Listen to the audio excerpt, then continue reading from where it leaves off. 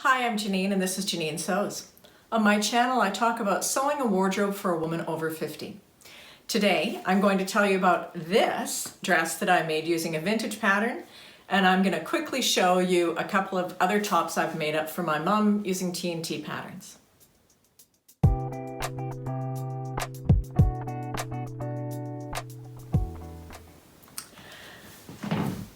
Last year, I found this fabric at Mart. $3.99 a yard. And when I saw the fabric, it reminded me of something, a dress that I had seen, a dress that I'd owned, someone had owned. It was a striped shirt dress made of poly silk or silk. Anyway, I saw this fabric and I immediately thought of that dress, and I thought, I want to make a shirt dress out of this fabric. Well, I searched high and low for a shirt dress pattern that would work because I didn't want one that buttoned all the way down. I wanted a pattern that just buttoned to the waist. I really wanted sleeves, but it wasn't necessary because this is a relatively lightweight fabric. This is called a pebble crepe. So this isn't something that I would wear in the winter. It's more of a warm weather dress. So I searched all over for a pattern.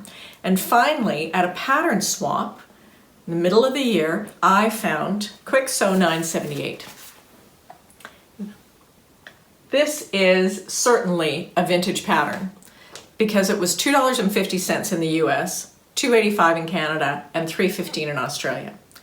Looking at it, I think this must have been mid-80s, maybe early 90s, I'm not sure. And I don't actually know what's considered vintage because it's kind of weird when clothes you wore as an adult are considered vintage. Anyway, I decided to use this pattern for this fabric. And you'll see there are two versions of this dress. There is the one that has the button-down placket, sort of like a shirt dress, and then the other one that has the slit opening with the stand-up collar.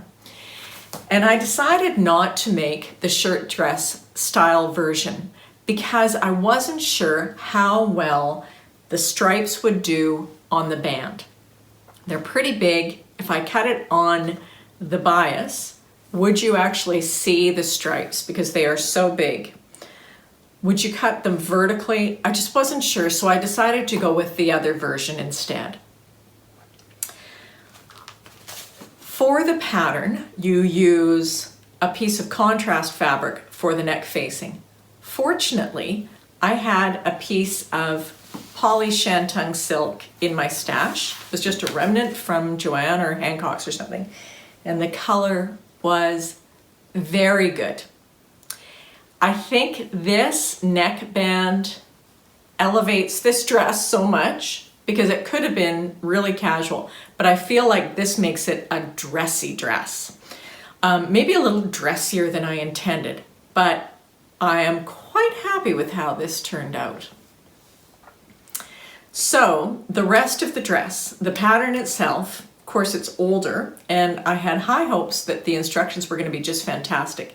And I was a little bit let down because they don't instruct you to do things like finish the edge of the facing.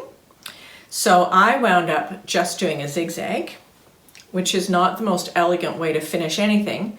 But if I had folded it under, you probably would have been able to see an impression of the facing on the outside.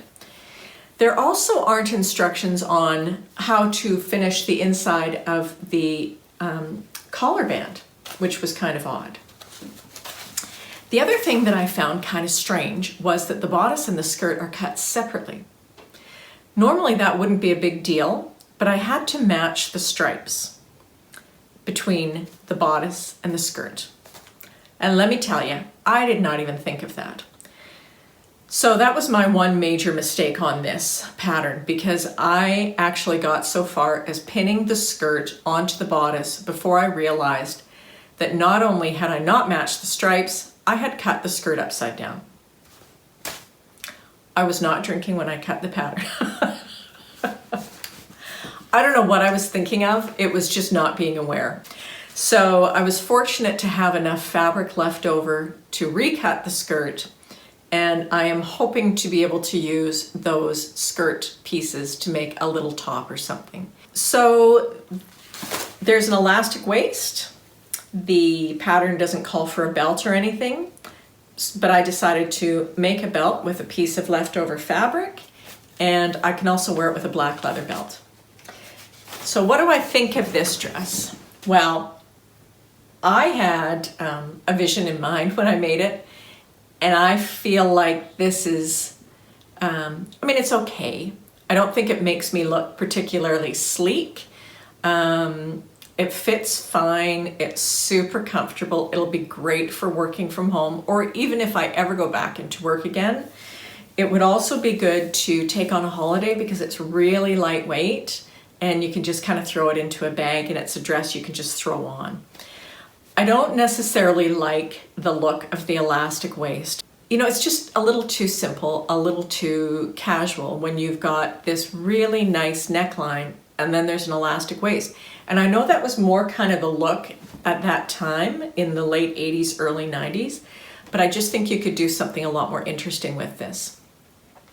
I think this would be a nice dress if you made it without the elastic waist and it was just a dress and you added a tie to it. I don't know if I'll use the pattern again. I may not.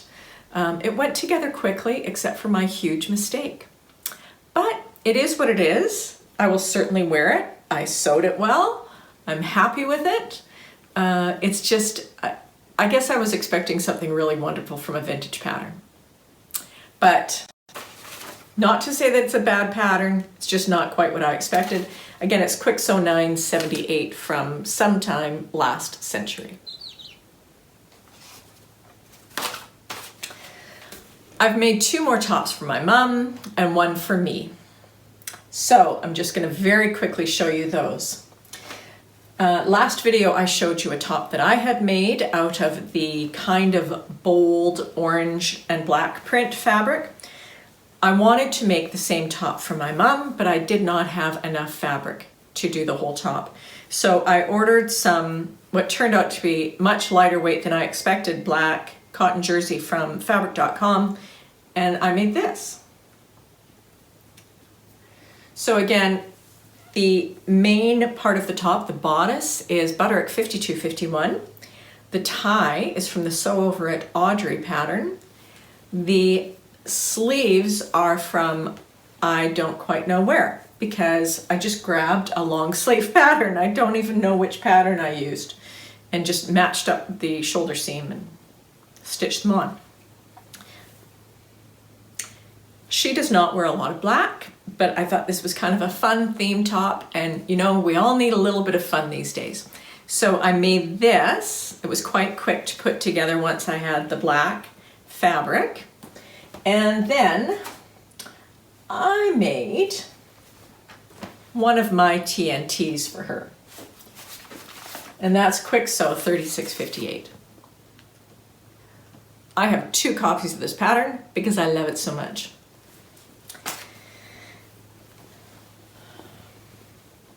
This is the slit opening high collar top, and the fabric is a double brushed poly from JoAnn. The challenge with this pattern, the only challenge with this pattern, is matching the print in the front seam. Because this is self-faced, so you have to match that seam. And as I mentioned last time I sewed this, the trick is to use a Frixion pen and cut the front bodice pieces separately, draw the pattern, the fabric pattern, onto the pattern piece, match it up. And then when you're done, you can just iron it and you get rid of the markings on the pattern piece. So this pattern is completely a TNT.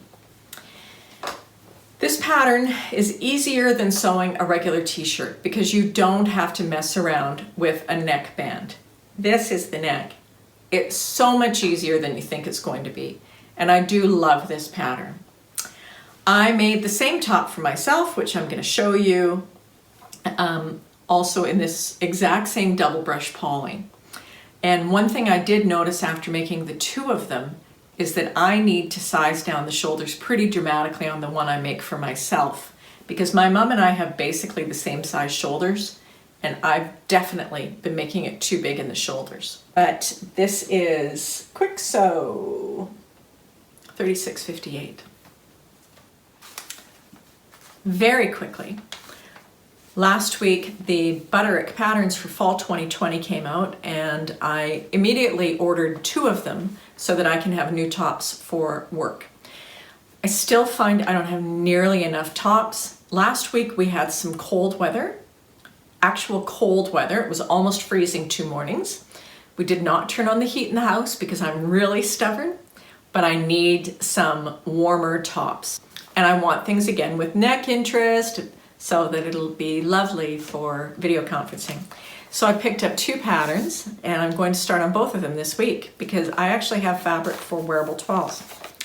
The first is Butterick 6788, and this is nice because it has a little bit of interest there. It's not belt or anything where I'm going to need to buy any hardware. It's just some tucks underneath the bust on the one side. So I'm going to try that in a knit. And then the second is a pattern for a woven, because I really do love some woven fabrics. I just don't have anything I like, and honestly, I just can't bear to wear a button-down shirt anymore. So Butterick 6790. And this can be made up in a voile, a chalice, crepe. So I'm going to give this a try, and if I like it, I do have a couple of pieces of cotton lawn I would consider using for it. I'm going to see how the gathering at the neck lies. So these are the 2 things I'm working on next. Clearly got my sojo back, and now that I've been working from home for 6 months, I have kind of gotten into a good groove where I'm taking time at lunch and I'm not working too late at night, which gives me more time to do housework during the day, which means I have time to sew at night. So, thank you for watching. Thank you for subscribing. I hope you are well. I'll see you soon.